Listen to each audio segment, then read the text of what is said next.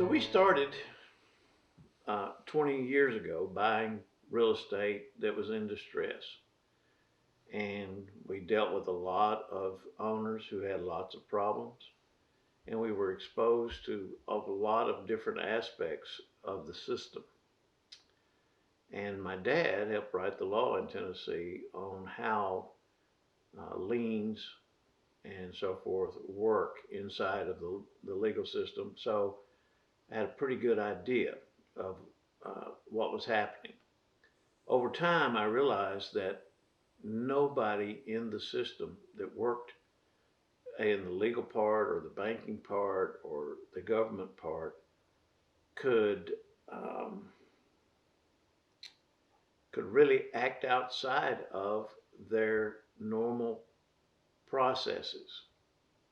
And because of that, the gaps, the cracks that created, people would fall down in them and needlessly suffer consequences that could be prevented. So as time went on, we decided to try to work in those places. We could bring expertise and capital and legal help to people who'd fallen through the cracks that nobody would help. And that's what we did.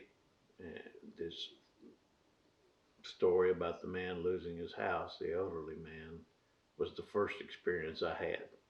And it was really sweet to see that God did kind of show me that that if I would put myself out there to help people when I knew I couldn't get rewarded by them, that he would take care of the money that I needed.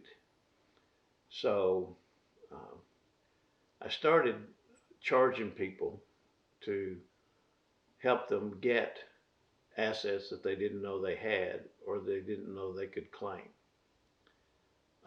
Besides real estate, I found that there was a lot of money that got left on the table when real estate transactions happened that belonged to the people who were losing their property and they really didn't know about it. And so it turned out that money was turned over generally to the state of Tennessee. As time went along, the state became more aggressive at collecting that money. And so I followed it and eventually realized exactly how the state collected it and where you could go get your hands on the records. And I started helping people collect it. And I charged them to do that. But it was still it was very good for them. Money had been belonged to them for 20, 30, 50 years that they didn't know they had.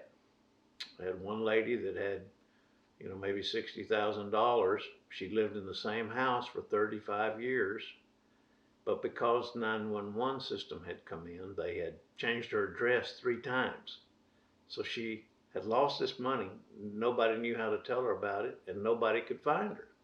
So I physically drove to about 80 miles to her house and finally tracked it down and realized what had happened and helped her claim that money.